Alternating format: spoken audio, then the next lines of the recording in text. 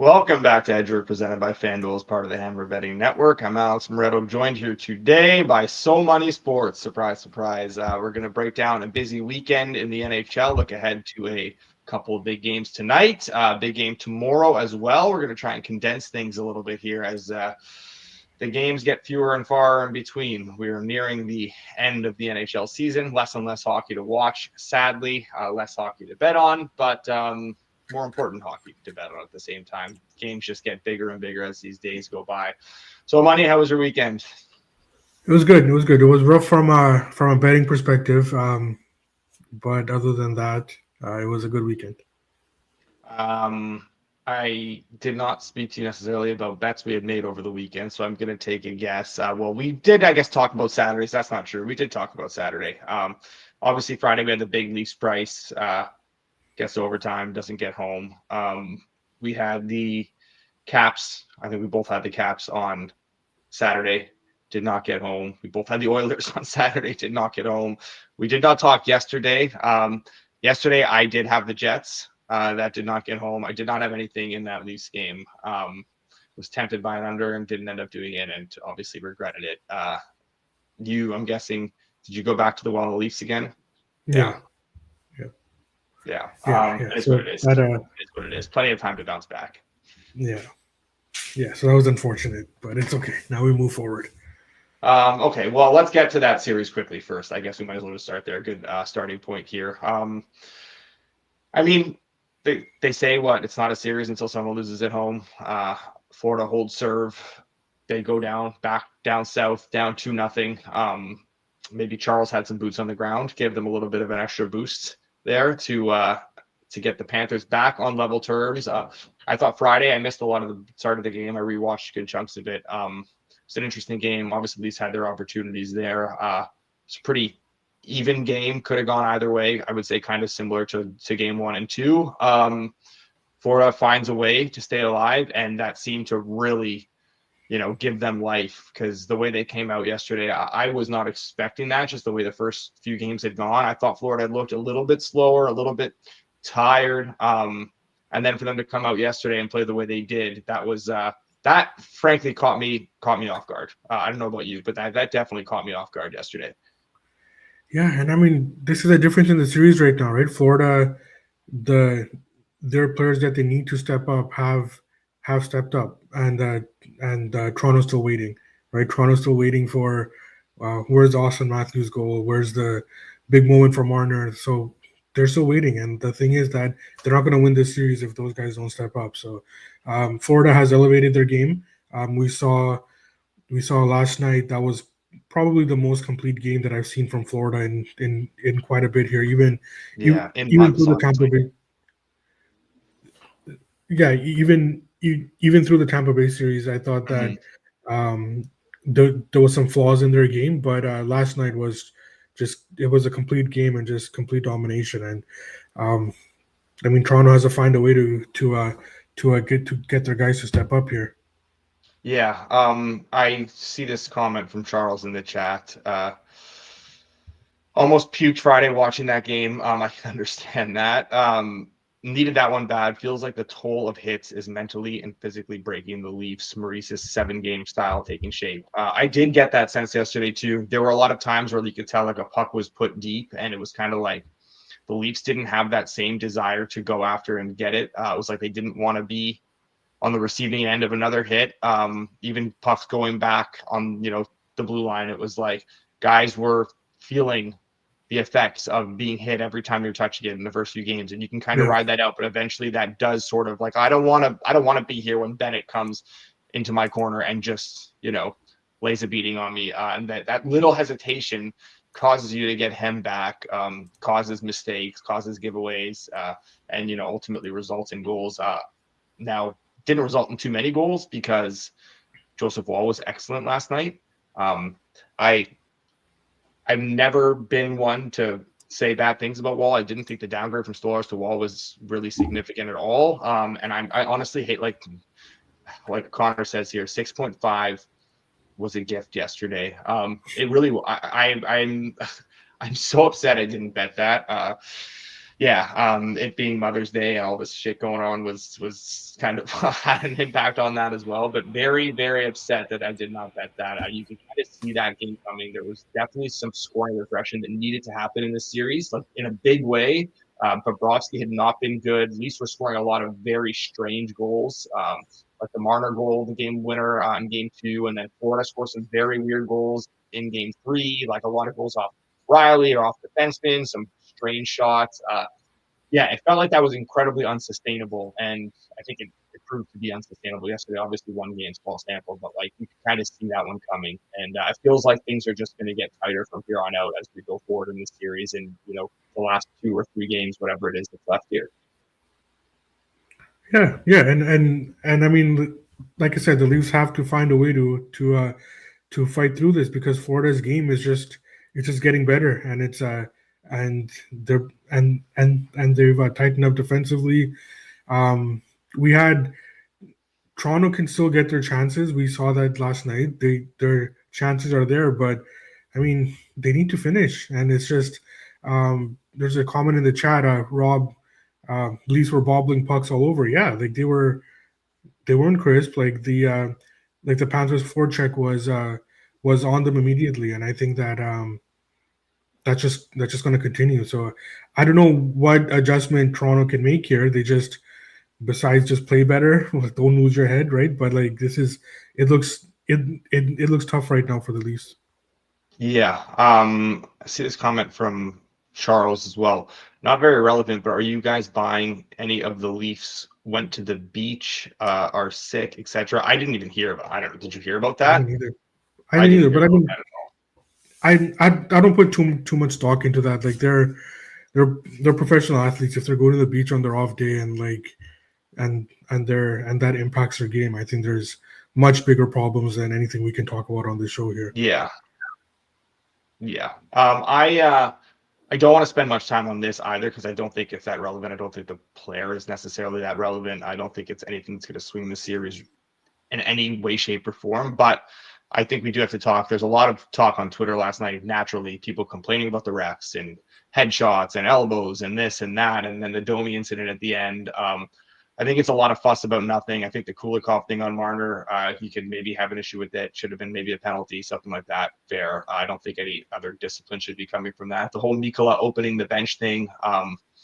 It looked like he was opening the bench. It's so hard. I don't know if did you see that? And when Nylander went into the bench, obviously Nylander doesn't get hurt. Thankfully, nothing comes of that. But like people are like saying that Mikkola should be suspended. It looked like he was. You could never anticipate that Nylander was going to be the one hitting the boards there because he was the one going in to deliver the hit. If anything, it would have been the Florida player that should have been going into the board. So I don't think there's anything that should be made of that. Then the Domi thing at the end of the game. I don't want to sit here and it's going to be like I'm a Leafs hater or something like that. I feel like that's going to be a game. I'm not saying that was disgusting or terrible or whatever. I'm just think what I think based on stuff that's happened in the past. It feels like that'll probably be a game. I don't think that matters. It might even be a good thing to the Leafs. Honestly, Domi's taking some stupid penalties. He's not exactly contributing all that much. But yeah, I don't know. Do you think that I don't think that hit was like that horrible. I just think the timing of when it came and in the situation of the game, I think that's where the league is basically going to be like, we can't allow stuff like that. We can't allow guys going out there and doing stuff like that with like no time left. Generally, that stuff is viewed upon in a negative light. I feel like that does have an impact here. I don't care if he gets suspended or not. Whether he does or doesn't, it makes no difference to me. I feel like we have to talk about it because it's out there and people are talking about it. I do feel he probably gets a game, but I wouldn't be stunned if he didn't either. What do you think? Yeah, I think that he probably deserves more than a game for that, right? It wasn't. So you have to look at the timing and, like you said, of like when it happened in the course of the game. It was at the end of the game. Barkov's against the boards, right? Like he clearly saw the numbers because he took a couple of strides at least, right? And it was blatant. He saw who it was, and he wanted to put him into the boards from behind, right? Like I don't know how else you can sugarcoat that, right? Like he wanted to hit the player Barkov after seeing who it was, and he wanted to hit it from behind. In terms of all the other stuff, like it it goes both ways, right? Like, and like this is a problem that the NHL has every year, where they're so inconsistent with like Yes.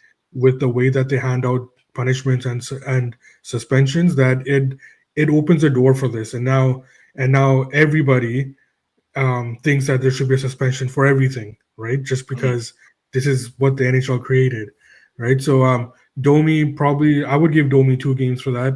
Um, all the other stuff, like it just goes back and forth, and like the refs actually do need to do a better job controlling these games, and the league needs to do a better job in terms of the suspensions and like the consistency that they hand out. So I don't necessarily Yeah. blame the players. Um, it's more so at the top, like, just can we manage this better? Yeah. 100%. So the other thing I wanted to bring up was to Chuck. Then after that, basically like telling Nylander, "You're next, buddy. I'm coming after you next game." I love the passion and how heated things get. That I thought that was really stupid of him. I think there's a better way to do that than like when the camera is on, because you are now putting a spotlight on anything that you do. Anything that you do that is considered even borderline at this point is going to be looked at with like, hey, there's intent there because you basically told him you were coming after him. So I thought that was a little bit kind of lost his Yeah, head a little bit there.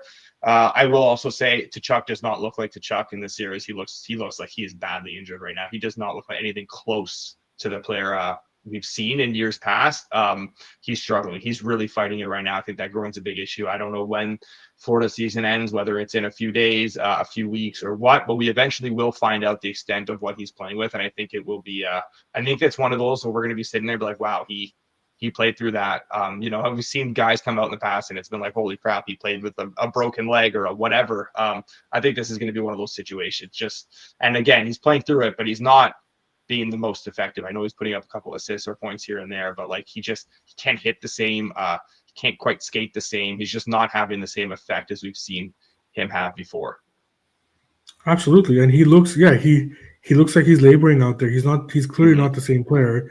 And from the Leafs perspective, which is a lot more frustrating, because I Right. mean, you could you could put the body on him, you could make it a more physical series, but um I don't know if the Leafs are built that way, right? So it's just tough to not take advantage of that, obviously within the rules of the game, when you know that your opponent is laboring out there.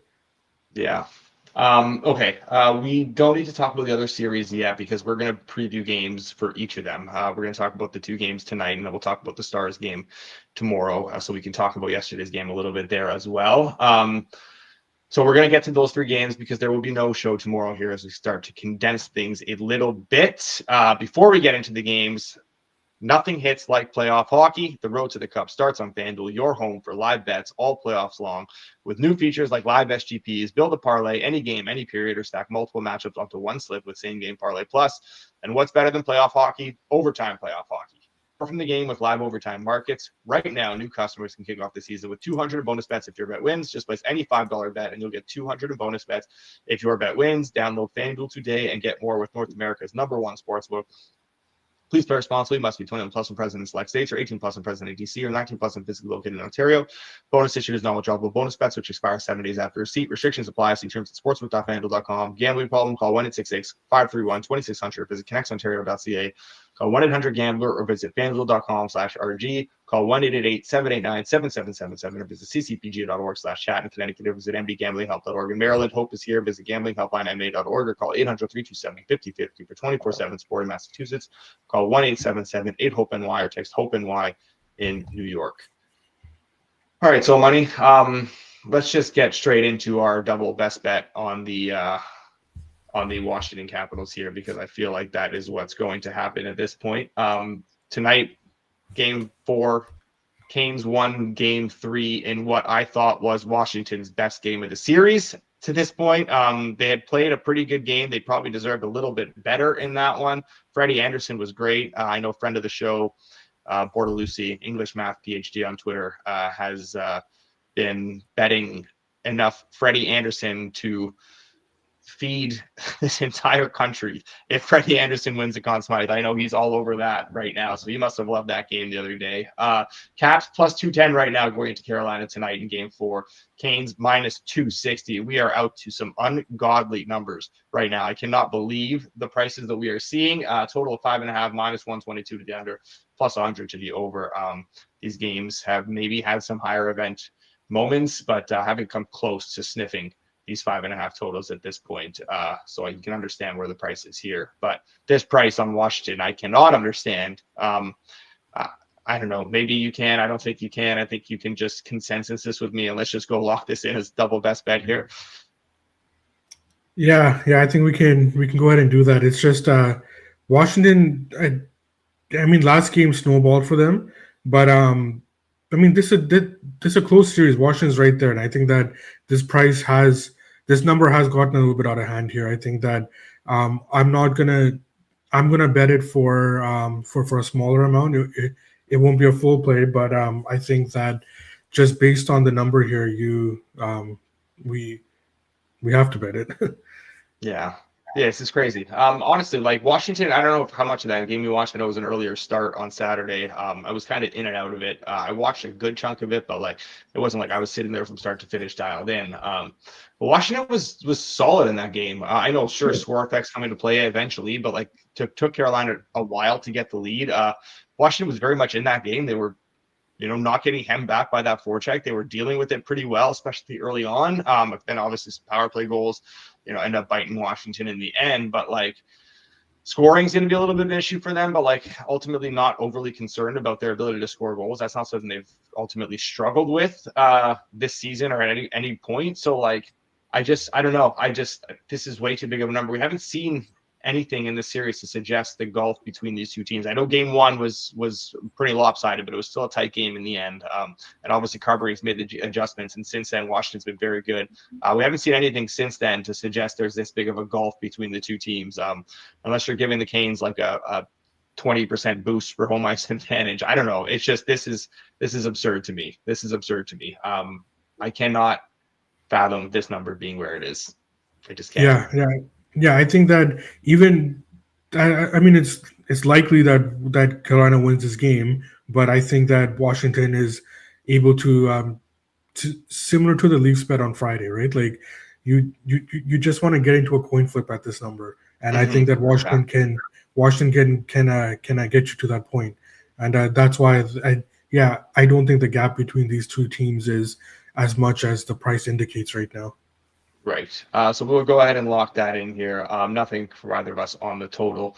Next game tonight, Vegas and Edmonton. Oilers minus 128, Knights plus 106 on FanDuel. A total of 6.5, minus 138 to the over. Heavily juiced to the over 6.5 here. I don't know how you feel about that as well, but obviously some interesting stuff that transpired over the weekend with Calvin Pickard.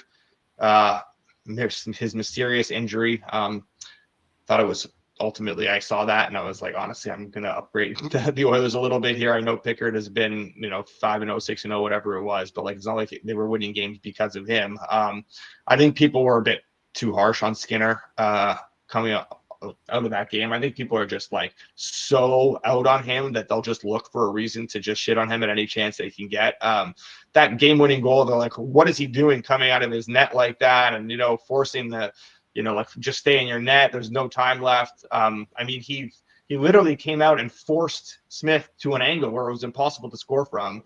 And then Draisaitl just put it in his own net. If Draisaitl just moves the stick out of the way, we're going to overtime, and who knows how different this series could look.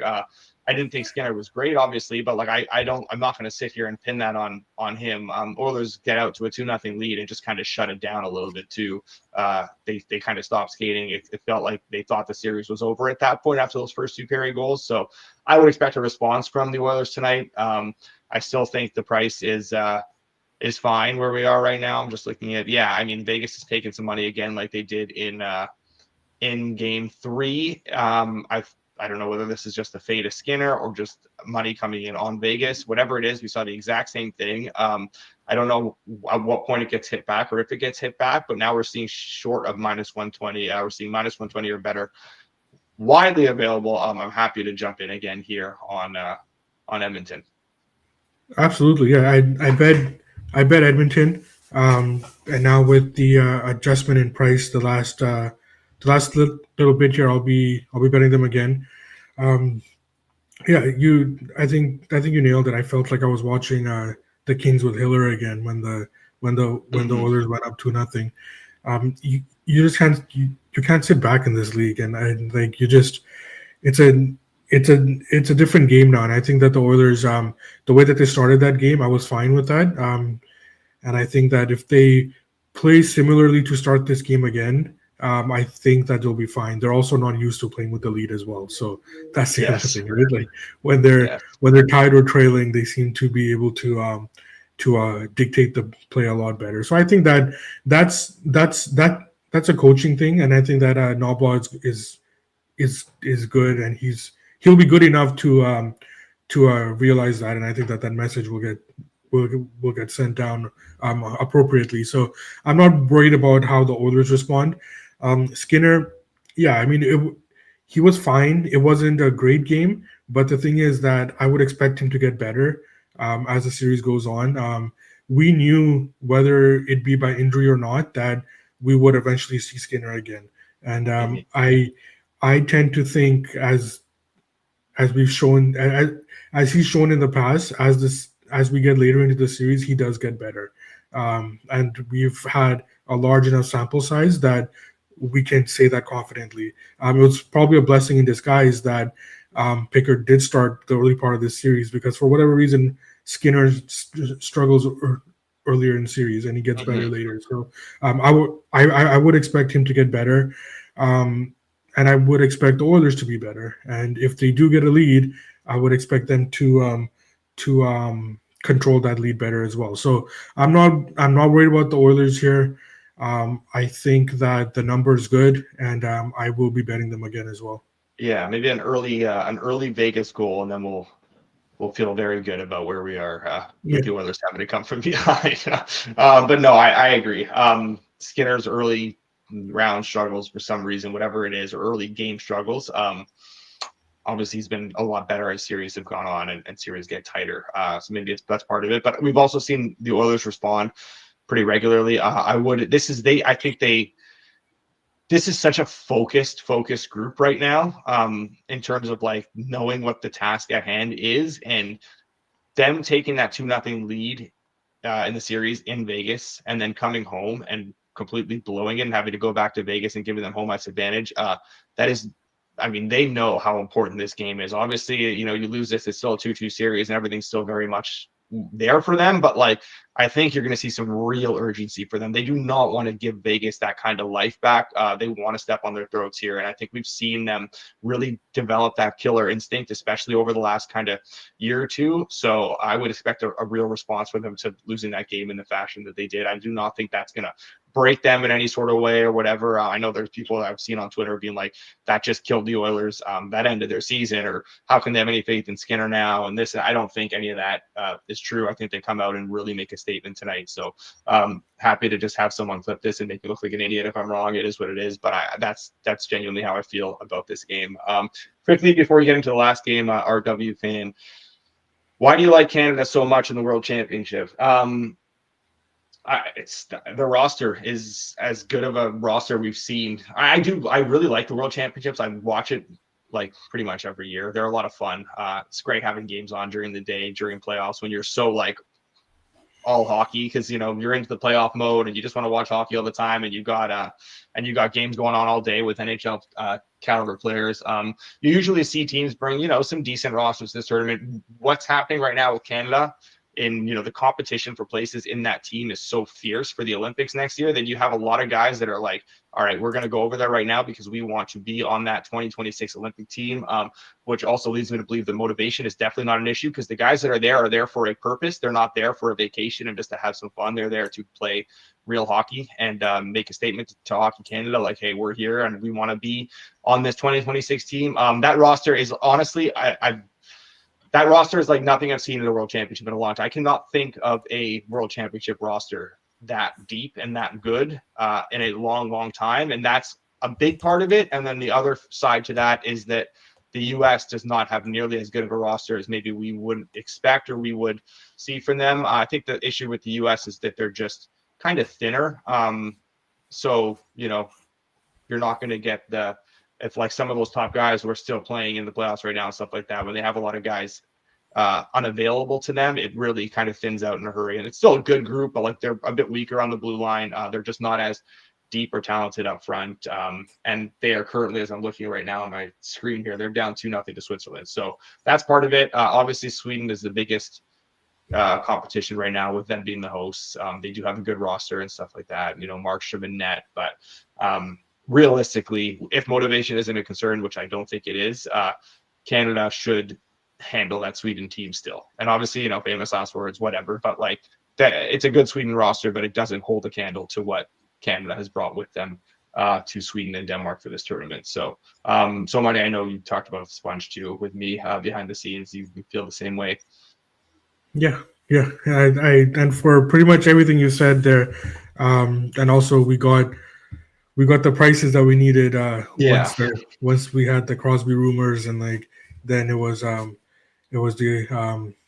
it's just a loaded roster. And then they just keep adding guys. It was like every time they had Hockey Canada tweet, I'd get a little bit more excited. I'm like, oh my god, this guy's coming! Oh my god, this guy's coming! And like a guy like Crosby and them, they're not going there to screw around, right? Like they're going there because they want to win, right? And like we're getting prices that are that don't incorporate these guys, and there's no motivation issue. So it was a no-brainer here. Yeah. If Crosby wants a vacation to Sweden, he would just take a vacation to Sweden. He's not going to join the World Championship team. This Ham McKinnon, like these are competitors where like that they're there for a purpose and they're there to get something done. And so I would expect obviously that doesn't mean they're going to win. A lot can happen. This is still hockey, whatever. But like they're there, they're focused. They have the best team by a significant margin. That's why I was very in on this team in this tournament. Okay, one more game to get to. That is tomorrow night. Tomorrow night we have the Jets in a difficult situation here. Not necessarily backs against the wall, but tough one yesterday. I don't know what you thought of that goal, that Petrovic goal to put Dallas 3-2 up early in the third. I'm not going to sit here and say that was horseshit and Jets deserved that game and should have won. I didn't love that was a goal based on the rule itself. Now I'm of the mindset where like if it goes off anything, it should probably count and whatever. I don't necessarily love the rule to begin with, but when you see what the rule is, and that is if it's a kicking motion and it goes off only the goalie and in, if it goes off another player, that's fine. But if it goes off only the goalie and in, which is what it looked like it did to me yesterday, then it's not a goal. I was a bit surprised they called it a goal. Nonetheless, that really killed the Jets. Then Brantanen comes out and does his thing, scores another great goal. The playoffs this guy is having right now, it almost feels like he's completely unstoppable. If they do play the Oilers in the next round, that will be watching him and McDavid and Draisaitl and those guys go toe-to-toe would be something special. But we're not there yet. Jets still have something to say about this. This series is far from over. I would expect a response from Winnipeg tomorrow night. Plus 126 in Dallas. Stars minus 152. A total of 5.5. Minus 128 to the over. Plus 104 to the under. What do you think about this one? So Money. So I will say that call was horseshit. Okay. Right? I thought that. I mean, it's right there in the rule book, right? So like, they were saying that Hellebuck was propelling the puck, right? And he wasn't trying to make a save. He was trying to make he was trying to make a play on the puck, and that's why they called it a goal. And I mean, if you look at the replay, I mean, it's really tough to make that case. Like you have to be like the way to like contort your body to like go down the way he was while in the process of making a play on the puck. That's insane to me. But it doesn't mean that the Jets would have won that game. I don't know. But it did have a snowball effect. And I think that it wasn't a 5-2 game. So it's not I'm not going to look at the scoreboard that much. It it's possible the Stars still win that game anyways, but it's a lot closer than a 5-2 final, and I think that because of the series effects, that line should be shortened as well. So it's basically the same number as it closed at Game 3, and I don't think it should be that way. I think that Dallas should be favored by a little bit less than they were in Game 3. So that's why I'll be on the Jets again. Um, I'll be on the Jets again, and I mean, yes, I mean for those reasons I mentioned. I'm just reading Brett's comment here. Yeah, I mean, he's trying to make the save though, right? Like he's not. He's like, yeah, he knocked the puck into his own net, but he's trying to make the save while he's doing that, right? And Yeah. whether or not you criticize how he was and how his positioning was, that's not the issue at hand, right? The issue at hand is that the rule book clearly states that if it goes off a goalie, it's still no goal, right? Unless if the goalie is trying to make a play on the puck and he basically scores in his own net. So the problem here is that I don't know how you can look at that and say that Hellebuck was trying to make a play and therefore he scored in his own net, right? So Yeah. trying to freeze it or trying to freeze it, yeah, that's more of a positioning thing, right? So it's either like you think he was in that position with his body contorted, he was still trying to make a play, or if he was trying to make a save. Yeah. I fall more in your camp here. Like you're a goalie, the natural reaction is someone's throwing a puck towards the net is you're going to try and make a save or whatever. You're going to try and deal with it. The fact is, it was thrown towards the net with the kick, and that's what the rule states. So that's why I'm on your side. But yeah, I mean, it is what it is. They called it a goal, and then Winnipeg wasn't able to collect themselves. They gave up the fourth, second of the third in quick succession. Soon after that, Arneal takes the timeout. Ultimately, it didn't matter. But Winnipeg, I thought, did really well to keep coming back every time Dallas would score. That goal just felt like they were tempting fate a little too many times, sort of playing with fire there, and ultimately they did get burned. I am hopeful for tomorrow. I like what we've seen from the Jets in stretches. I also don't like what I've seen from them in stretches in this series. When Dallas does get going, it is like, oh man, the Jets look like they really are just hanging on for dear life. And Hellebuck's been really good in moments. It feels like he's definitely getting it back a little bit here. I didn't love the Harley goal, but again, we're just nitpicking here. It is what it is. You're not going to blame that loss on Helly yesterday. Yeah, I'm not necessarily betting them yet for tomorrow. I hope they win, though. I'm already kind of invested here. I'm already invested pre-series in some Jet stuff, and they're just not the team right now that I want to keep getting in on because I'm scared. I'm more just because I'm scared of Dallas and what I've seen from them when they're going, when they have everyone kind of going, when they start getting that momentum. They're really, really difficult to hold down. Hopefully we get that Winnipeg response, and hopefully you can get that home tomorrow. We can get in a 2-2 series going back to Winnipeg. That would be great. I'm just not fully there right now on this Jets team, so I'm going to sit this one out personally. But we will lock that in. So we do have three best bets for these next couple of days. We have Washington tonight.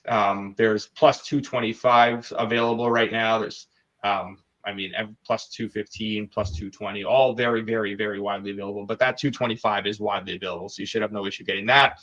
We have the Oilers. There's minus 120 or better, widely available as well. I'm still fine with it at minus 125, even, to be honest. And then Winnipeg tomorrow, plus 125s are widely available as well. Those are our three best bets for the next couple of days. A reminder, no show tomorrow. Actually, you know what? Do we want to do an anytime goal parlay for tonight? We could even throw on a guy in there from tomorrow potentially, so we can round robin a three leg parlay. What do you think? Yeah. Let's see if we can. Nobody really stands out on Washington. Maybe Tom Wilson, Yeah, but it's not really. I'm always down for some Tom Wilson. He ended the Habs season, and I still love him. God, I would do anything. Oh, and we got Ron in the chat here saying Tom Wilson as well. So that's all the sign off I need here. I'm good. Let's throw Tom Wilson in there for that game. Let's get a nice Oilers player here. We've talked about it a bunch, So Money, and we haven't quite done it. Is this finally the night we put McDavid in? He did score last game, but like He did score yeah, last game. yeah. I still like McDavid though. Okay. No, we didn't put him in last game, did we? We still had No. We didn't play him last game. I'm saying that he scored last game. Yeah. So I do like him though. Okay, so let's do McDavid as well. Plus 140. I like that too. I was also kind of looking at Evander Kane, but FanDuel has a pretty sharp number on him. There's a lot better prices out there on Kane, so I think pivoting to McDavid here is the way to go. And let's get someone for tomorrow night. I don't know if anyone in the chat has anything from a Dallas or Winnipeg player, or if we want to go ahead and throw someone in. Matt Duchene is getting closer, I think. Yeah, I think Velarde is too, but plus 240 only at FanDuel. There's 280s out there, so we'll skip that. Okay, let's do Duchene then. Duchene plus 330. Like it. All right. So Tom Wilson, Connor McDavid, and Matt Duchene. We'll get the price up on that in a second here. You want to go with the Stars guy, eh? What stands out? All right, fair enough. Hold on, let me just pull this price thing together here. Or at least say what it is so that I can get people on their way. Wilson, McDavid, and Duchene. That is 40-28, 40-1. That is tonight's or 12th today and tomorrow's anytime goal parlay. Ron has brought this up. Let's talk about this quickly before we go. Worth noting, FanDuel plus 950, Conn Smythe from non-winning team. I know that it's a big number, and that reflects the lack of likelihood that happens. Do you think it's a big enough number? I don't know that we see that happen enough. I don't know. I think it would have to be otherworldly, like obviously Rantanen scoring, setting some scoring record in the playoffs this year and then losing in the cup final would do it. But I think if Rantanen actually does go out there and set the scoring record, they're probably going to win the cup too. I don't know. What are your thoughts on that price in that market? I think the number should be bigger. Realistically, the only two players that can pull this off would be if Dallas loses in the final or if Edmonton loses in the final. With Carolina, we have Freddie. If Florida gets there, it'll be Bobrovsky. Nylander with Toronto, right? So we have established players who are leading their teams right now. So it would have to be if only those two guys go off in the finals, which it could happen, but it would have to be something like Edmonton losing to Washington in the Stanley Cup final with McDavid going off. And if you're giving me that, I need more than that in terms of the price. Yeah, I would agree with you there. I'm not running to bet that. I can see the logic behind it, but I don't think it is a big enough number. I think it takes pretty special circumstances for that to happen, and stars kind of have to align there. All right. That'll do it for us today. We won't be back tomorrow. We will be back on Wednesday, myself, So Money, and Rob Pizzola as well, to break down Game 5 of the Leafs and Panthers series and take a look at our 3 best bets that we have going these next couple of nights and break down those games. Appreciate everyone for joining us today. Hope everyone had a good weekend as well, and hope everyone has a good next couple of days. We will be back on Wednesday. Until then, enjoy the games and good luck on your bets.